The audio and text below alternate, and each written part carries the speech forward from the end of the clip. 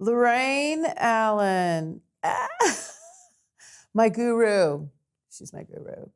How are you? Oh, I'm fantastic. I know. I'm here with you. I'm even greater. I know, and I'm excited. We have a history. So just to give a little backstory here, Lorraine, I met you like at a lot of different events, but my old business partner, Kathy, and I came to you because you were working for SBDC, Small Business and Development Center in Mercer County. And we had this big opportunity for proposal. Remember, we spent 3 days on it. We're like putting in graphics, and we're like, should we use scented paper? The whole thing. And we went into your office, and you just went, no. And we're like, oh. That was, at the moment, terrifying. But then you said no. When they ask a question, you just answer it. So you walked us through the whole process, and we actually got the contract. But that was how I was like, okay, I need to learn how to, and that's what your job was helping small businesses do business, get business, coexist. You were like a counselor, retired right before COVID. Lucky Right you. into COVID. Right into COVID. Yeah, right. I remember I just saw pictures of your thing. And then next thing you know, you had a journey. So tell us about your journey with your tapping, and you actually let me be like a guinea pig on it. And that stuff's legit. So tell everybody, because most people don't know what that is. Okay, well, a tiny backstory here for that is that there are a lot of us, most of us are walking through life or going through our business and doing what we're doing, and we're hiding in plain sight. People don't realize what you're suffering with, what you're struggling with. Maybe you're dealing with somebody who's abusive at home, or maybe you're still working with imposter syndrome or all. And me, I was walking around, people had no idea.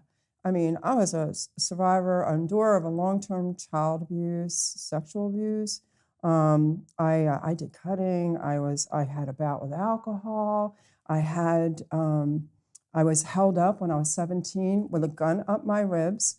My brother passed because he decided to go to take his life. And my brother-in-law was actually murdered. I mean, we have so many things that we walk around with we don't know. Okay, can we just stop? Like, that's a lot. Okay, first of all, I didn't know all of that. I knew bits and pieces. Oh my gosh. Honestly, you were the gentlest soul, but you were introverted. Is that the right way? Like you weren't out there. You were out there, but not. Okay. And then all of a sudden now you're shining. That's the difference. I didn't know all of that. So go on. Sorry. Everybody has a story.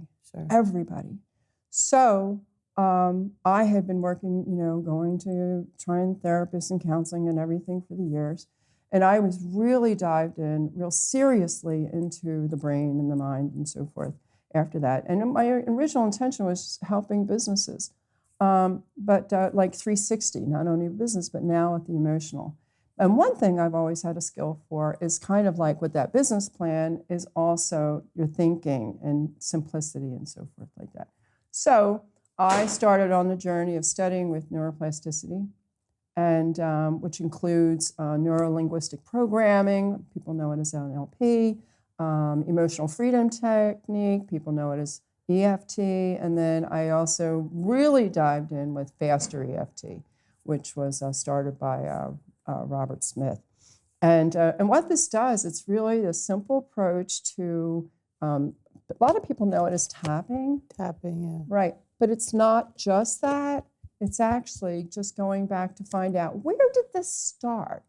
Mm-hmm. And if we can recall that, just by simply revisiting that and maybe just changing a little bit, you'd be surprised. Well, you wouldn't, but people would be surprised how much that relieves you emotionally, and it changes the whole game, your whole perspective. And so that's what I started. I made that my mission for the rest of my career, my life. Is to help people, right? Exactly, to stop. Also to bring out the best of themselves in every way, through these tools, but also to just help them identify. A lot of times they're not able to really kind of explain it, and by simplifying it or putting it in front of them, in paper, they get to that conclusion themselves. And that is the real victory. That's powerful. Mm-hmm. And that's interesting because when you called me and you're like, I need, because you have to practice on people. I'm like, sure, hot mess over here, I'll do it. And I think it was around still through COVID, like the later portion of it, we sat outside and, I had some things that, and it was with my mother. I love her to death, but it was this narrative and it was just done out of like, she was so mad at me and I was just a little ass.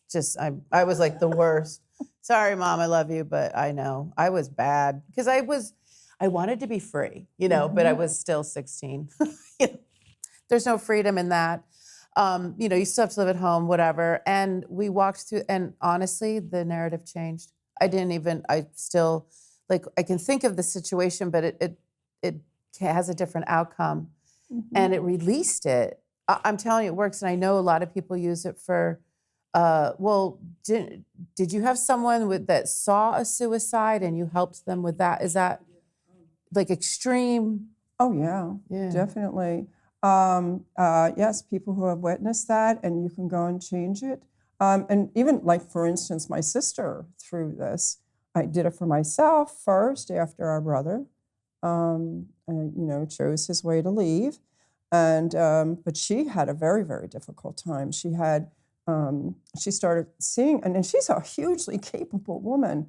And she started seeing hallucinations of him outside the window. He had lived next door, and she couldn't go in the house. She couldn't go downstairs. So we spent a whole afternoon because I said, oh, no. First off, he wouldn't want you to do this, number one. And you have 2 girls. You need to function.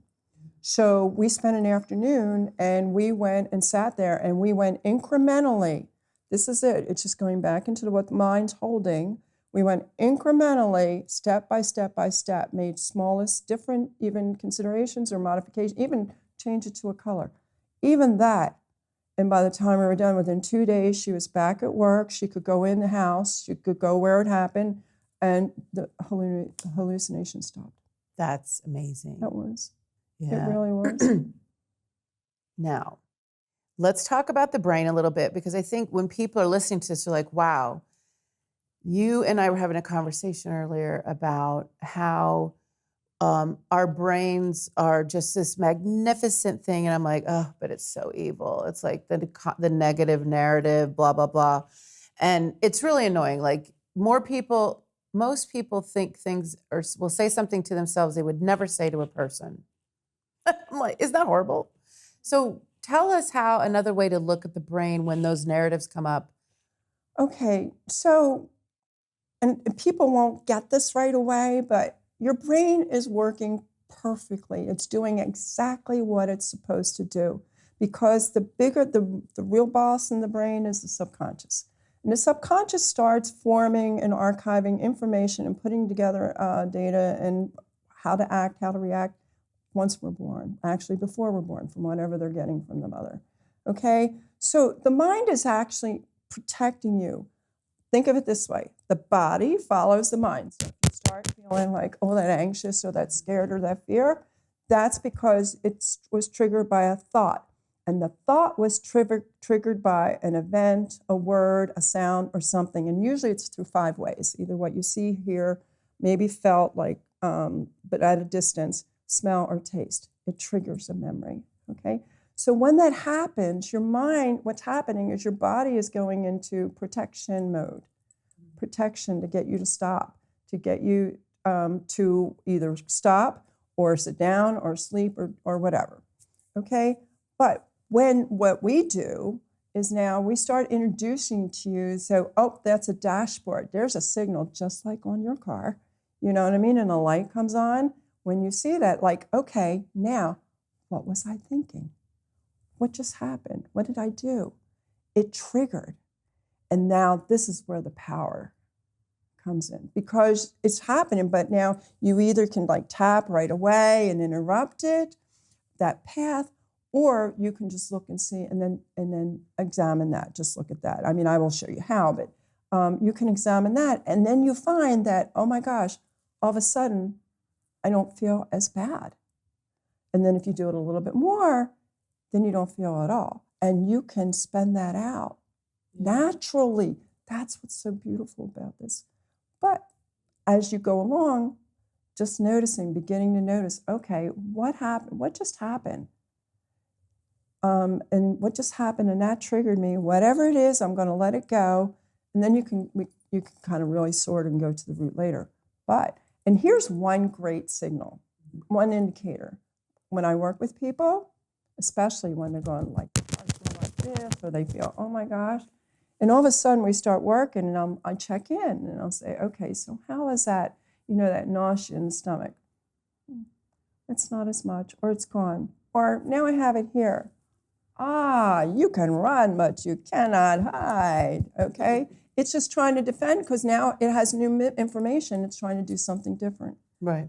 That's amazing. So what's happening to us, we're not broken, April. When that happens, you are not broken. Your subconscious is doing exactly what it's supposed to do. Your logic is telling you different. But now we use our logic to team up and partner with our subconscious. And that's where the change happens.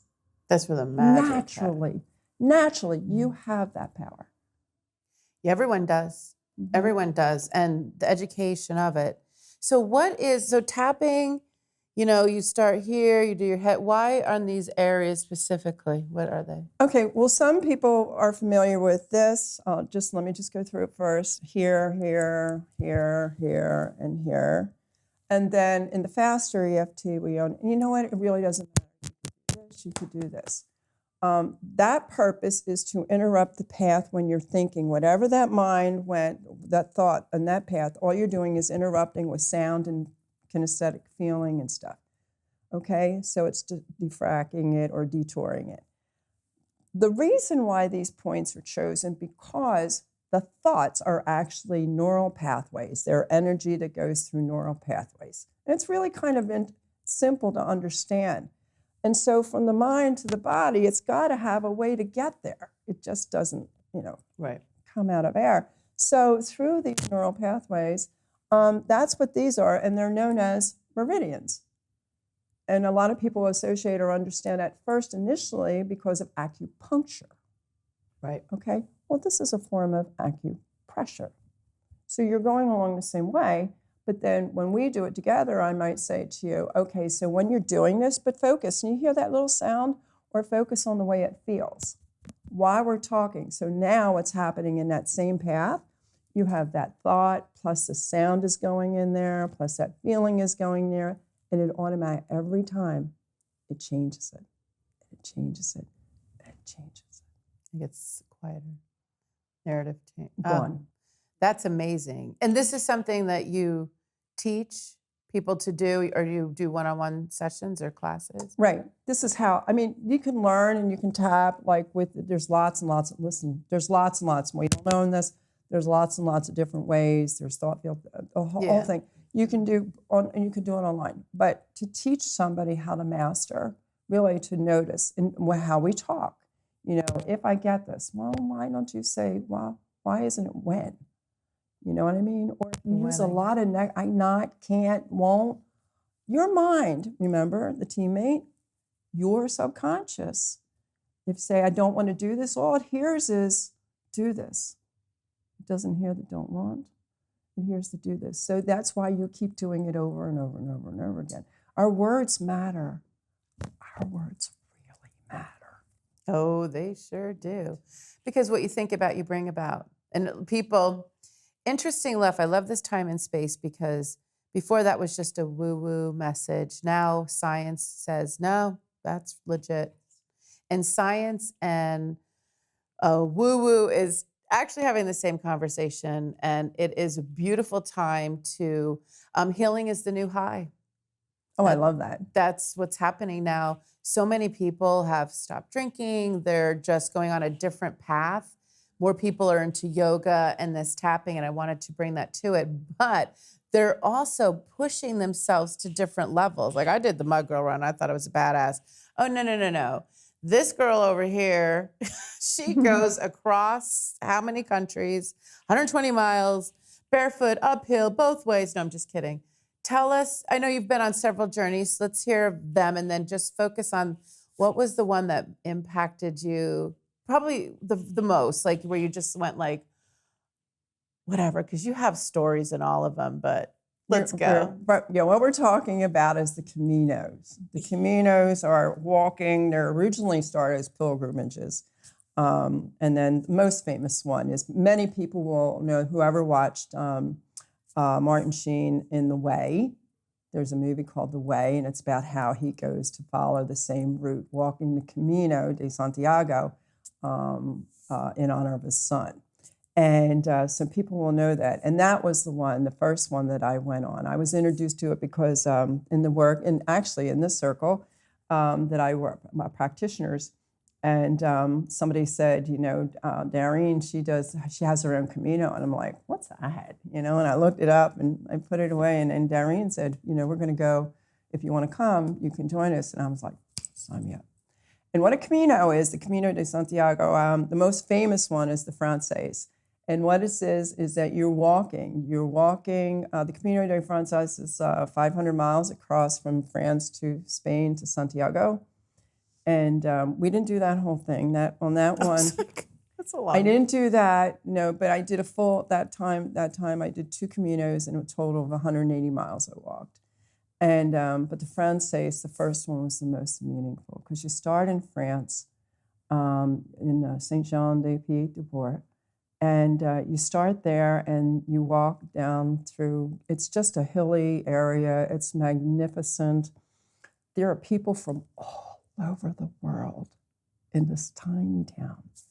And then you start walking, and many people are with everything they're carrying on their back. And then you do that. And we started, and then you go over the Pyrenees Mountains. The first section is the Pyrenees, which is most physical. And you're with herds of cows and sheep and so forth. No way. Oh my gosh, right. So you cross over the Pyrenees mountains, and that's the hardest. That's the most physical. And they're steep, and there's rocks, but there's that's the amazing experience of all for me. So let me ask you one question though. Okay. Okay, now, gearing up for this, did you go to the gym, or did you work, did you have to work out and build? Yeah, the first time around, we practiced. I would walk and walk and walk and walk, and I would do 3 miles because our average was anywhere from 10 to 18 miles a day. Okay. Some people do up to 30, but we did like. So you got your pack, you're walking up hills. Now, walking in New Jersey is nowhere near walking in the hills of this country, I'm sure. No, listen, I didn't like the rocks. I made no secret of it. Not that I was so much about it. I just kept saying, I don't like the rocks. I love everything else, but I don't like the rocks. No, it wasn't. But the idea is to also get your mindset going. Yeah. And then, but other than that, no, it's fine because you're so distracted when you're walking, April. Yeah. I mean, in the Meseta, in the second part, you're for miles and miles. This is the mental one because there's really nothing else to see but sunflowers and wheat fields.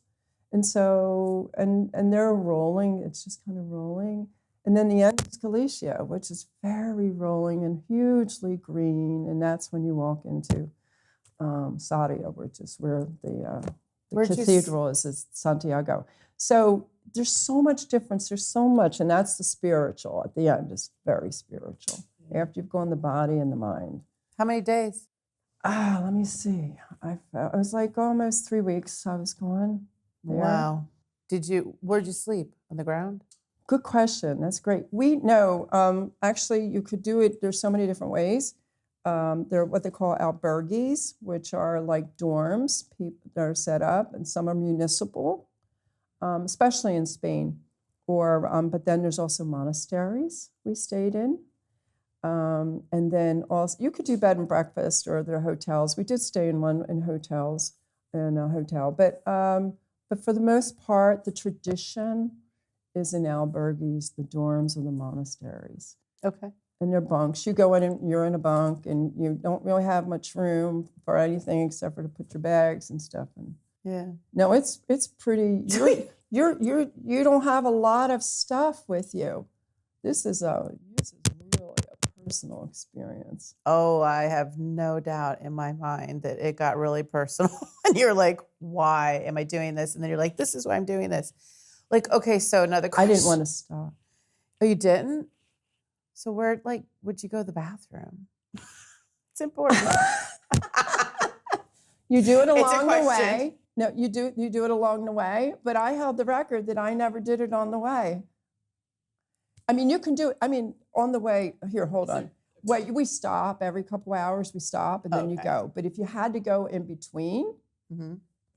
you did it. I mean, you were all natural. You went in the field or behind a tree or whatever. I didn't, so I But- can't tell you the experience because I didn't do it. You're the camel. I didn't even, it's not, I don't know. I mean, I'm going It's all forever good. here, but on the Camino, So maybe this whole thing, when you get seasoned in life, having to go to the bathroom all the time is psychological. Anyway, but no, I mean, I was just curious because, like, something like that, like you're thinking you're walking 180 miles and, like, you know, where you sleep, where, you know, because we weren't with you. You journaled, you know, following your journey was so amazing. You had a couple of, like, falls. Yeah. oh my And you God. walked. Oh my gosh. What happened? Second day after we're over the mountains, right? In the Pyrenees, after we're over there, and you get these passports and you get them stamped all along the way, which is another treasure of the experience. But I took everybody's in and I took it out, you know, to get them stamped, and came out and I was looking at it and I tripped over a half a step of, it was brick, Mm-hmm. and I fell down right on and I sprained my ankle. Oh. I didn't Day know I two? sprained it. Day 2. I didn't know I sprained it. But then, you know, by the nighttime and the next day, and my ankle was like triple, Whoa. then I knew. But there was nothing going to stop me. I don't advocate anybody do that, but there was nothing going to stop me. And then we went the second Camino, and that was in Italy, in Tuscany. And the second day there, I fell on the rocks and split my knee open. And kept walking. There was nothing going to stop me. Wow, that's really like mind over matter. Nothing. That's the way I And felt. you did it. I was And you're not- going back. and since then I did also the whole coast of Portugal, the coastal way to Santiago. I did that, and then this year I'm going to do the Camino Norte. That's 13 days, and then we're going to go to Sardinia in Italy, and we're doing another 13 days. That's amazing. So for people watching, and you know, why would you advise someone to do this? What would be, what, it had to have changed you. It had to have. How did it change you? Like, Well, some people are trying to sort things out in their life. You could do that. I mean, they do that for a reason to do that. Some want the physical. They really want to feel, you know, sometimes it makes you feel more alive. And then it also gets you away from the maddening of, you know, the things of life, your regular routine. And it gets you in a different space to think. Some people are trying to find that more faithful spirit connection. yeah. Why I do it is it's probably the most integrated I feel as a member of humanity in the world. I get to see other places. I'm on the ground in their communities. Yeah. And the simplicity alone, you know, not having all these responsibilities and these things that I have to do and things like that, that freedom to understand who I am just as a person, just that, and to experience that feeling. The feeling of it. Feeling of it. Yeah. That's why you have like reality show junkies that go on like Survivor and Extraction. This is its own reality show, but it's actually, you don't have to get taken on the network. You can actually just do it yourself. You can do it yourself. You don't even have to do it with a group. There's a lot of people who come and do this. Like the one, Francigena, that we did in Italy, that starts in Rome, Canterbury, and ends in Rome. You just join the group? We met so many. You're called a pilgrim. Okay, you're a pilgrim. There's no distinction of anything. The diversity is everybody's equal. You're a pilgrim. So when you're on that and you meet so many people, there are people coming for very religious reasons. They come with nothing. Wow. Just Nothing? their faith. I have met many who came with nothing but the clothes on their back. Oh, wow. That's I know, and the faith, crazy. but then again, that's why I was saying being a part of humanity. It's I know, lovely. but at the end of the day, I say it's crazy, but then you'd have to do it to experience it, right? Or maybe one day I'll do one. Never know. It's fun. I'm not going to say. We did have, we ate, in some really nice places, and we ate a lot of community places and stuff Yeah. like that. We're not the true, Well, it makes you does it make you appreciate America? And because you see like how privileged we really are. Since the very first day I started traveling many years ago. Yeah. That's exactly part of the reasons I wanted my daughter to travel, so she could understand her place in the world and understand her place in Our lowest as of an lowest American. doesn't even understand what other countries have. It's amazing. But I want to thank you so much for coming onto the show. When you come back, we can't wait to see your journeys. Is there a place where people can follow your journey? Okay, yes, you can follow it. I'll probably be posting on my on Facebook on Breakthrough Living. Okay. Now, on there, and then that's what I'll be posting this year. Good.